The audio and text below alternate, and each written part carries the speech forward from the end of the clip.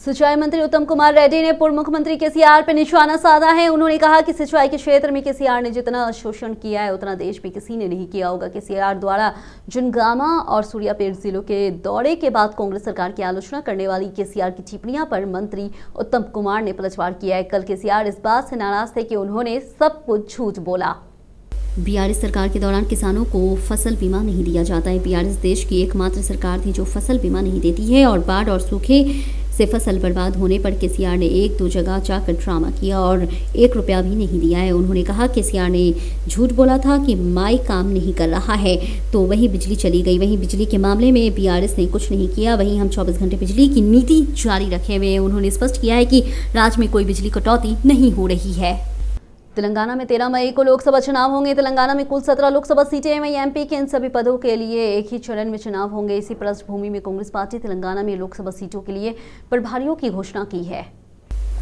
तेलंगाना कांग्रेस मामलों में प्रभारी दीपादास मुंशी ने इस आशय का आदेश जारी किया है। वहीं मंत्रिमंडल के लगभग सभी वरिष्ठ सदस्यों और लोकसभा सीटों को प्रभारी नियुक्त किया गया है। सिकंदराबाद कोमटी रेड्डी, वेंकट रेड्डी, हैदराबाद से ओबेदुल्ला कोटवाल, जहीराबाद से दामोदर राजनरसिम्हा, खम्मम से पोंगुलीची श्रीनिवास रेड्डी, आदिलाबाद से धनसारी सितक्का, नलगोंडा उत्तम कुमार रेड्डी, निजामाबाद सुदर्शन रेड्डी, करीमनगर पूनम प्रभाकर, मेडक कोंडा सुरेखा, पेदापल्ली श्रीधर बाबू और मलकाजगिरी से मेनमपल्ली हनुमंतराव, वारंगल से प्रकाश रेड्डी, चवेला से नरेंद्र रेड्डी, महबूबाबाद से तुमल्ला नागेश्वर राव, नगर कर्नूल से जुपल्ली कृष्णा राव और भुवनगिरी से कोमटी रेड्डी राजगोपाल रेड्डी। वहीं महबूबनगर संपत कुमार की घोषणा की गई है।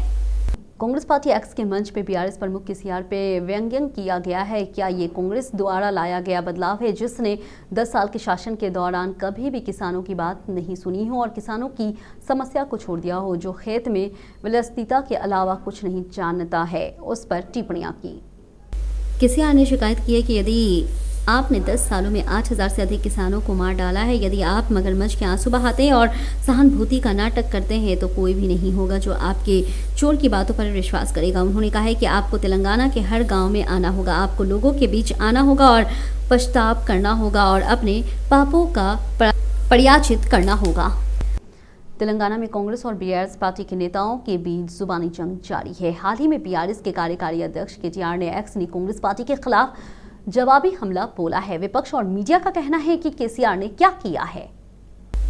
उन्होंने कहा कि 3.09 लाख प्रति व्यक्ति आय के साथ तेलंगाना को बड़े राज्यों में नंबर 1 बनाने की जिम्मेदारी केसीआर की है। वहीं इस बात से नाराज है कि वह कहते हैं कि इतना कुछ हासिल करने के बावजूद केसीआर ने क्या किया है। उन्होंने कहा कि केसीआर द्वारा हासिल की गई आर्थिक प्रगति और एक अमिट सत्य है। उन्होंने ट्वीट किया है कि जय तेलंगाना वित्तीय वर्ष 2022 से लेकर 2023 के लिए देश के राज्यों की प्रति व्यक्ति आय से जुड़ी एक फोटो शेयर की गई है। पूर्व बीआरएस मंत्री हरीश राव ने राज्य के आधिकारिक प्रतीक चिन्ह से काकतीय कालतरोनम को हटाने का फैसला पर सनसनीखेज टिप्पणियां की है। वहीं बीआरएस ने वारंगल से संसद की तैयारियां बैठक आयोजित की है। उन्होंने सनसनीखेज टिप्पणी करते हुए कहा है कि कांग्रेस सरकार काकतीय आर्ट गैलरी को छूती है। वारंगल जिले अग्निकुंज बन जाएगा। काकतीय कुलतारानम तेलंगाना के लोगों के आत्मसम्मान के प्रतीक है। उन्होंने चेतावनी दी है कि अगर काकतीय कुलतारानम को राज्य के प्रतीक चिन्ह से हटा दिया गया तो कांग्रेस अपना नाम खो देगी। वहीं कांग्रेस सरकार सब झूठा प्रचार कर रही है। सत्ता में आने के बाद 100 दिन के अंदर 6 गारंटी लागू करेगी, ये कहकर उन्हें निकाल दिया जाता है, सभी लीक है। वहीं रेवंत रेड्डी की सरकार ये कहकर आलोचनाओं का सामना कर रही है कि राज्य में फर्जी खबरों के अलावा कोई शासन नहीं है। उन्होंने संसदीय चुनाव में कांग्रेस पार्टी को रहने का आह्वान किया है जिसने विधानसभा चुनाव किए गए वादों को लागू नहीं किया। हरीश राव ने मुख्य टिप्पणी करते हुए कहा है कि बीआरएस कार्यकर्ताओं को तैयार रहना चाहिए। पूर्व मंत्री निरंजन रेड्डी ने आरोप लगाया कि राज्य में सूखे के हालात साफ नजर आ रहे हैं, लेकिन कांग्रेस सरकार दिखावा कर रही है कि कुछ भी नहीं है। उन्होंने किसान का सामना करने का साहस नहीं करने के लिए इस सरकार की आलोचना की। निरंजन रेड्डी ने भड़कते हुए कहा है कि हर दिन दूसरे दलों के लोगों को कांग्रेस में शामिल करने के अलावा इस सरकार का किसानों का समर्थन करने का कोई इरादा नहीं है। वहीं पूर्व मंत्री ने कहा कि सरकार का लक्ष्य केसीआर समेत बीआर की आलोचना करना है। वहीं कांग्रेस नेता ने इस बात से नाराज थे कि कालेश्वरम को एक असफल परियोजना बनाने में उनका दुर्भाग्य था। निरंजन रेड्डी ने कहा है कि सरकार दोष रोपण में समय बिता रही है और मांग की है कि उन सभी किसानों को मुआवजा दिया जाना चाहिए जिनकी फसल बर्बाद हो गई। घनपुर विधायक कडियम श्रीहरि ने कहा है कि भाजपा की कट्टरता को कांग्रेस से ही रोकना संभव होगा। वहीं कडियम ने कहा है कि वह धर्मनिरपेक्षता को कायम रखने के लिए कांग्रेस में शामिल हुए हैं और देश और राज्य में पार्टी को मजबूत करने के लिए अपना सर्वश्रेष्ठ प्रयास करेंगे।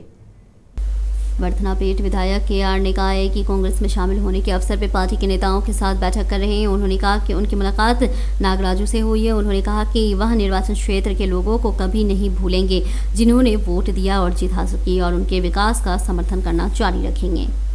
फोन टैपिंग मामले में एक और नया नाम सामने आ चुका है। वहीं स्पेशल इंटेलिजेंस ब्यूरो में काम कर चुके दयानंद रेड्डी से अधिकारी पूछताछ करने के लिए तैयार है। लंबे समय तक SIB में काम कर चुके दयानंद रेड्डी को पूर्व खुफिया प्रमुख और फोन टैपिंग मामले में A1 प्रभाकर राव को करीबी विश्वास पत्र माना जाता है।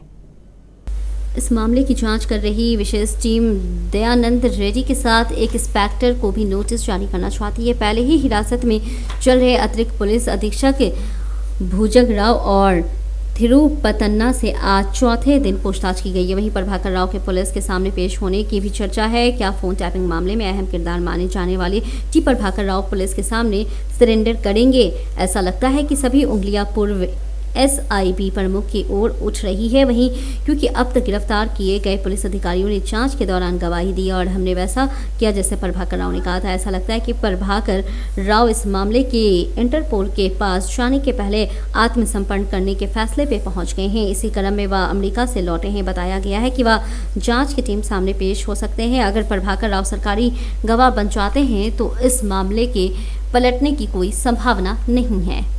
लोकसभा चुनाव के दौरान तेलंगाना कांग्रेस पार्टी ने एक और अहम नियुक्ति की है। वहीं सामा राम मोहन रेड्डी ने कांग्रेस की मीडिया और संचार मामलों का अध्यक्ष नियुक्त किया गया है। वहीं TPCC चीफ और CM रेवंत रेड्डी के निर्देश पर TPCC कार्यकारी अध्यक्ष महेश कुमार गौड़ ने सोमवार को आदेश जारी किया।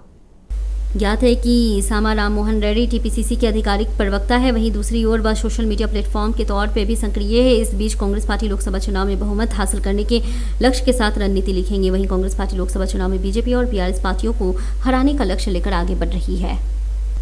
महेश्वरम के पूर्व विधायक तिगाला कृष्ण रेड्डी ने कहा है कि आगामी चवेला संसदीय चुनाव में कांग्रेस पार्टी के उम्मीदवार डॉक्टर रंजीत रेड्डी को भारी बहुमत से जिताना चाहिए। वहीं पूर्व विधायक तिगाला कृष्ण रेड्डी और रंगारेड्डी जिला परिषद के अध्यक्ष तिगाला अनीता हरिनाथ रेड्डी और महेश्वरम निर्वाचन क्षेत्र के वरिष्ठ कांग्रेस पार्टी नेता और बेरा बालकिशन ने रामकृष्णापुरम डिवीजन NTR नगर फेज 1 में SK मोहम्मद की उपस्थिति में रंगारेड्डी जिला कांग्रेस पार्टी के वरिष्ठ अल्पसंख्यक नेताओं द्वारा आयोजित बैठक में भाग लिया। बाद में उनकी उपस्थिति में कई BRS नेता 150 से अधिक कॉलोनी निवासी और महिलाएं कांग्रेस पार्टी में शामिल हुए। वहीं थिगाला कृष्ण रेड्डी और अनीता हरिनंद रेड्डी ने कहा है कि सत्ता में आने के 3 महीने के भीतर कांग्रेस पार्टी ने लोगों को कई कल्याणकारी कार्यक्रम प्रदान करने के लिए कड़ी मेहनत की है। वहीं महिलाओं ने उस समय खुशी व्यक्त की जब उन्हें बताया गया कि कई लोग के ध्यान में ये बात आई है कि NTR नगर में ताज़ा पानी ठीक से नहीं आ रहा है और वे जल कार्य अधिकारियों से बात कर समस्या का समाधान जरूरी करेंगे। उन्होंने अपील की है कि रेवंत रेड्डी के शासन के दौरान कमजोर वर्गों और अल्पसंख्यकों के लोगों के साथ न्याय होगा और गद्दम रंजीत रेड्डी को आगामी चुनाव में भारी बहुमत से संसद सदस्य के रूप में जिताना चाहिए।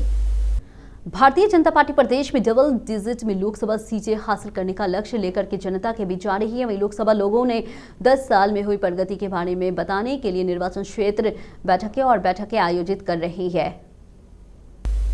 चवेला लोकसभा प्रत्याशी कोंडा विश्वेश्वर रेड्डी के नेतृत्व में राजेंद्र नगर में व्यापक स्तर पर कार्यकर्ताओं की बैठक आयोजित की गई है। विश्वेश्वर रेड्डी ने जमीन स्तर के प्रत्येक कार्यकर्ताओं से भाजपा उम्मीदवारों की जीत के लिए कड़ी मेहनत करने का आह्वान किया है। वहीं अरूरी रमेश इस बात से नाराज थे कि कदम श्रीहरि ने दलितों को आगे बढ़ने से रोका था। कांग्रेस पार्टी मल्काजगिरी संसद के उम्मीदवार सुनीता महेंद्र रेड्डी ने कहा कि वह जनता की समस्याओं को सुलझाने में हमेशा आगे रहेंगी। वहीं अलवाल अंतर्गत पंचशीला कॉलोनी में सुनीता महेंद्र रेड्डी ने मल्काजगिरी संसद प्रभारी मैनमपल्ली हनुमंतराव के साथ कॉलोनी के निवासियों के साथ एक बैठक की। मल्काजगिरी ने संसद में कांग्रेस पार्टी को एक और मौका देने को कहा है। उन्होंने याद दिलाया है कि जब वह संयुक्त रंगारेड्डी जिले में जिला परिषद के अध्यक्ष थे तो उन्होंने कई विकास कार्यक्रम किए थे। उन्होंने आश्वासन दिया है कि हर समस्या को उनके माध्यम से मुख्यमंत्री रेवंत रेड्डी के ध्यान में लाया जाएगा और समस्या के समाधान के लिए उचित कदम उठाए जाएंगे।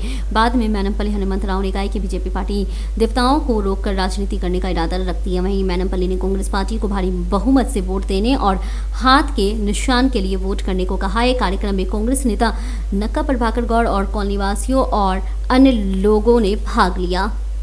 विधायक आर के पुरी गांधी ने कहा है कि समाज की कुर्तियों को सर्वोत्तम समाधान भक्ति मार्ग से ही संभव है। उन्होंने हैदराबाद के कुकचपल्ली शंशीगुड़ा में आयोजित ईस्टर रैली में मुख्य अतिथि के रूप में भाग लिया।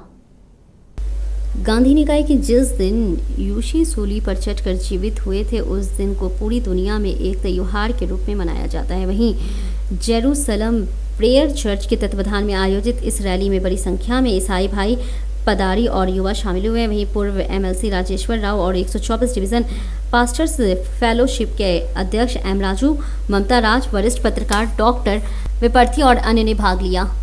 चुनाव के मद्देनजर पुलिस निरीक्षण तेज कर रही है। उसी के तहत सिकंदराबाद रेलवे स्टेशन पर निरीक्षण किया गया है। तमिलनाडु के लक्ष्मण राम ने रेलवे पुलिस ने 37 लाख रुपए नकद जब्त किए।